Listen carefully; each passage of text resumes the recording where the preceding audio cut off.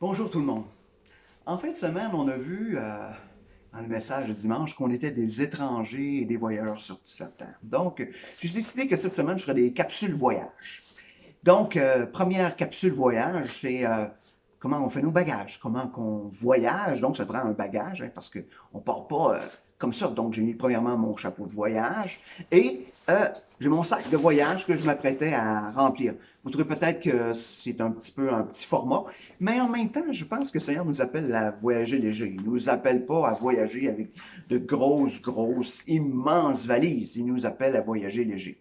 Donc, désolé pour ceux qui aiment voyager avec de gros bagages, mais je crois que le Seigneur nous appelle à de petits bagages pour voyager.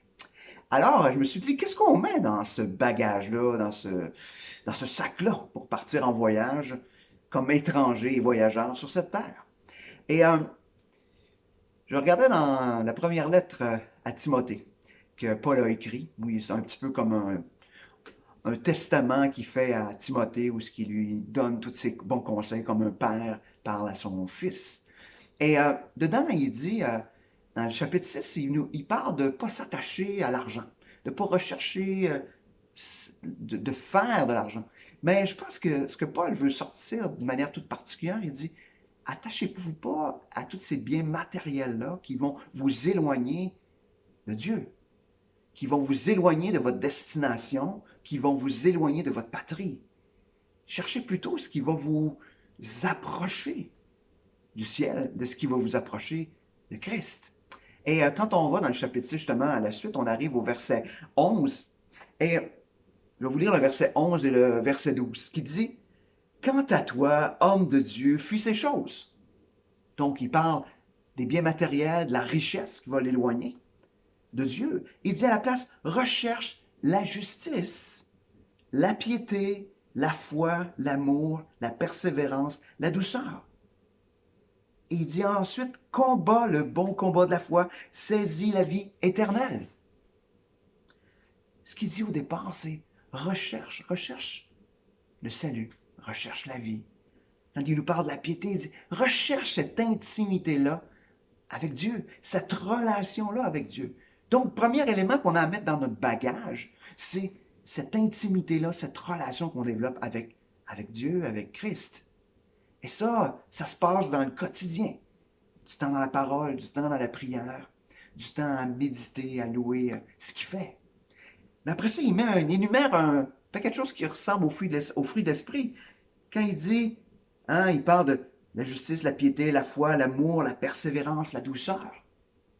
Mais toutes ces choses-là sont impossibles sans que notre vie soit remplie de Christ.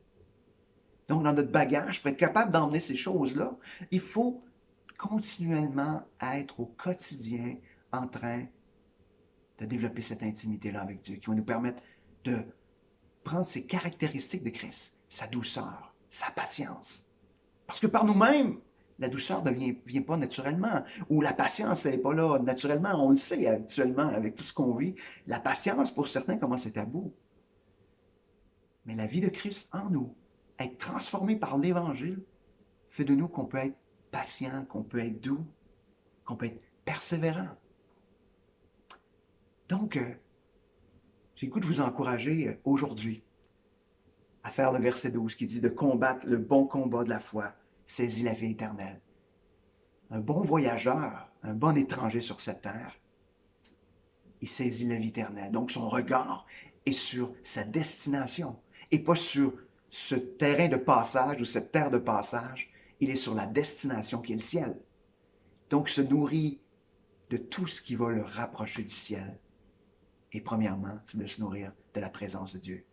Donc, j'ai le goût aujourd'hui de vous dire qu'est-ce que vous allez mettre dans vos bagages? Comment vous allez mettre ces bagages de l'intimité-là avec Dieu? Comment vous allez faire pour développer ce désir du ciel, à cette recherche du ciel? Donc, sur ce, je vais vous souhaiter une bonne journée et bonne recherche du ciel et continuez à préparer vos bagages comme voyageurs et étrangers sur cette terre.